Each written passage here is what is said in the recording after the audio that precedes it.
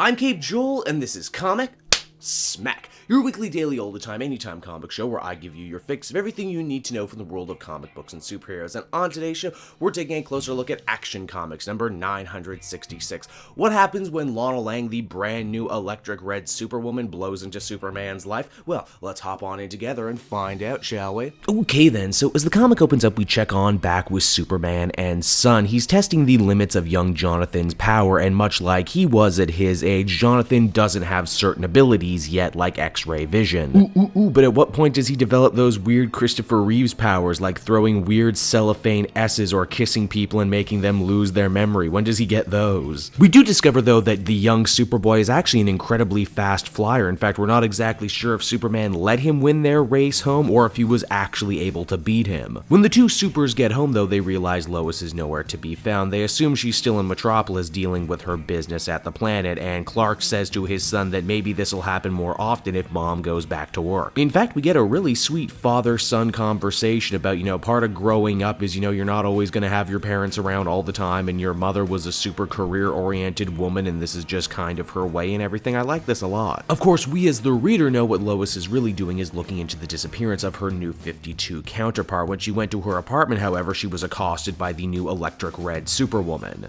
It's funny, it goes unstated in this comic, but I'm just reminded that this Lois we're dealing with right now, probably remembers the 1998 storyline wherein Superman became red and blue and that they were both in love with her at one point. Lois actually does a really smart thing where she turns her phone on, making it so that Superman with his super hearing can actually hear that she's in need, and he rushes over right away to defend her. At first, he assumes this electric Superwoman must be a villain, only to be shocked to discover, hey everybody, it's Lois Lane, and if you'll remember from the early days of DC Rebirth, these two characters had actually already met each other. Together, the three all watch a video on New 52 Lois's computer that more or less gets them up to speed on everything that's been going on in Superwoman, how when the New 52 Superman died, Lana and Lois were given amazing superpowers. Of course, for poor Lois, these powers were more of a curse than a gift, coming with some horrible side effects, sickness, headache, the whole nine. Eventually, on her first mission, Superwoman Lois would be vaporized by an evil creature. And now that she's gone, Lois, Lana, and Superman have themselves one heck of a dilemma on their hands. Do they go around and tell the world that Lois has died, or do they let this older married Lois just kinda slip into the other Lois's life? I mean, it's not like they would be disrespecting her memory or anything. In fact, New 52 Lois asked this Lois to finish her book on Superman. Lois working at the Daily Planet too also means she's allowed to be fulfilled, but more importantly, it means that she can keep an eye on Lex Luthor, the planet's newest owner. It's pretty much too good a scenario to pass up, so everyone is in agreement that Lois will assume the identity of her younger New 52 self. Now that's just one story. As the comic ends, however, we get some follow-up on the strange hobo man from the previous issue. He opens up a portal and a terrible alien warrior named Zayd comes marching on through looking for a fight with Superman. One of the best things about DC Rebirth is how it repaired the legacy of Superman, and now Action Comics number 966 goes the step further by repairing the legacy of Lois Lane. I mean, yes, in many ways they tie a neat little bow on the status quo returning with Lois Lane getting back to the planet, but I mean, did you really think she was just gonna sit at home and be a wife and mother forever? Of course not. That's not the character we fell in love with. I also really appreciate this issue for again helping to grow the Superman family of books and the Metropolis universe that we have going. Superman is now aware of Superwoman and vice versa. Jurgens and everyone else are definitely working to build a tapestry here, and it's been some of the most interesting Superman material that I think has been written in a really, really long time. Overall, I would give this one an 8.5 out of 10. Solid read. Hey everyone, thanks so much for watching my newest video. I hope you enjoyed it, and while you're here, why not check out another video I have on offer, or maybe if you're feeling in a supportive mood, you want to like or subscribe. And if you want to support the creation of more videos just like this one, then please by all means check out the Cape Joel Patreon. A little bit goes a very long way, and I will see you all next time.